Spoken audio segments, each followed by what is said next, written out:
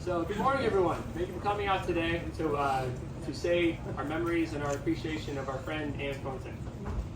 My name is Charles Thornton, and I'll be your host as we celebrate my mother Anne's life. Today we're going to relive a few memories, enjoy some music, and we're going to share a meal together. I wanted to thank everyone who helped put this day together. So that includes my sisters Jane and Annie, my wife Christy, our friends Barbara and Nima, our coordinator Milena.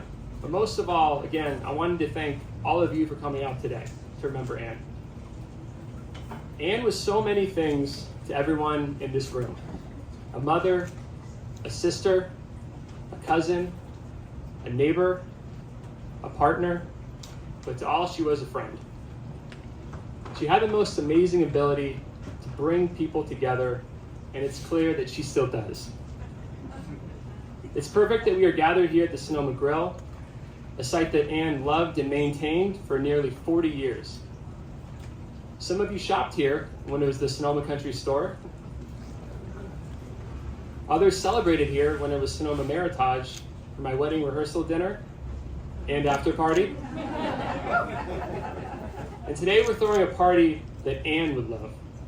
So we've gathered 150 of her closest friends, polished off her personal china collection, and filled the space with roses. We're also serving her favorite things: coffee, Chardonnay, and we'd love for you to enjoy them with us.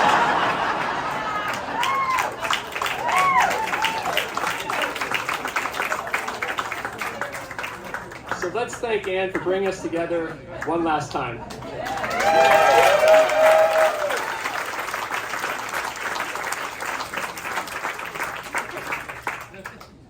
Anne has been described as fashionably early. Not only because she arrived at events 5 to 10 minutes beforehand, but also because she was truly ahead of the curve. She and her sisters, Mary Jane and Martha, grew up in Charlotte and Baltimore, the daughters of Reverend Henry Ryder and M. Hardy Ryder. All three sisters ended up at Harvard, where Anne met my father Laney. They soon married and moved to San Francisco shortly after the Summer of Love. They settled in an apartment next to Buena Vista Park, which was a world away from her parents' Arkansas and Mississippi roots. Anne enrolled in the Stanford Graduate School of Business in 1970 when it was 98% male. She and her classmates Barbara West and Susan Phillips brought attention to the challenges that female students faced there. Their influential work helped blaze a trail for the women that followed, some of whom are in this room right now. Afterward, Anne then became one of the first women to earn a Stanford JD MBA in 1973.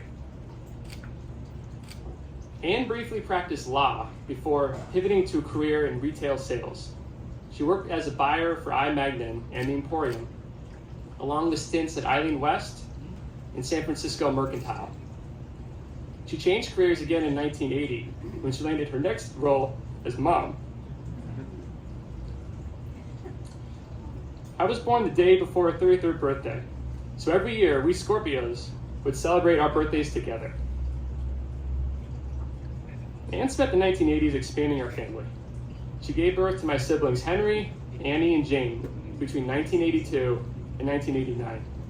She loved being a mom and the controlled chaos of having 4 kids. But she didn't do it by herself.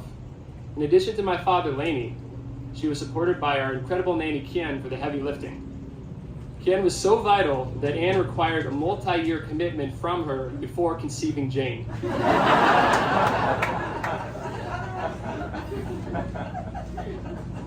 Anne was quite busy during the 1990s. Along with raising 4 kids, she ran 2 Sonoma Country Store locations, rented 3 residential properties, served on the board of University High School and SF MoMA. She also chaired the board of CPMC when it merged with Sutter and voted to build the new Van Ness Hospital. She was definitely a big picture person and outsourced tasks like meal prep, diaper changes, and nap regimens. Again, another reason that she was glad to have Kian around. After she and my father Laney separated, she became more independent and pursued some of her other passions.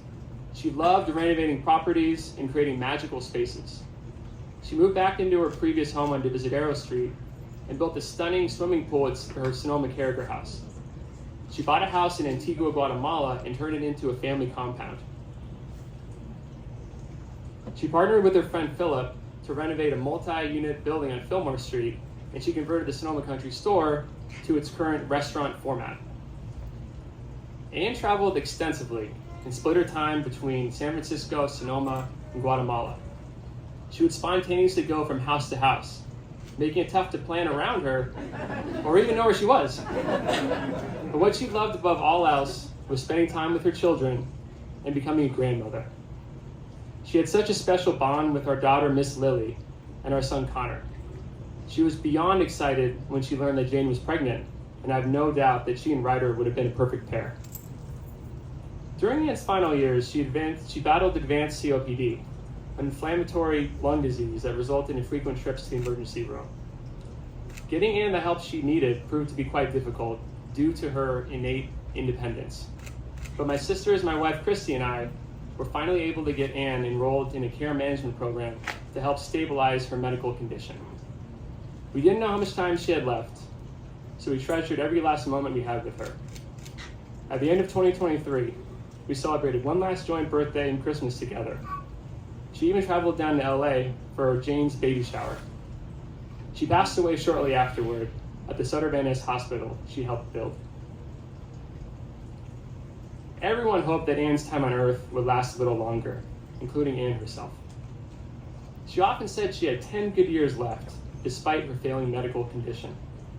But what's more important than the number of years she lived is the unforgettable positive impact that she had while she was here. I look around this room and I see all the people she helped, the friends she supported, and the family she loved. And she will live on through me and my siblings, and through her grandchildren, Lily, Connor, and Ryder. So in that way, she will always be with us, even if she's reached her next destination fashionably early.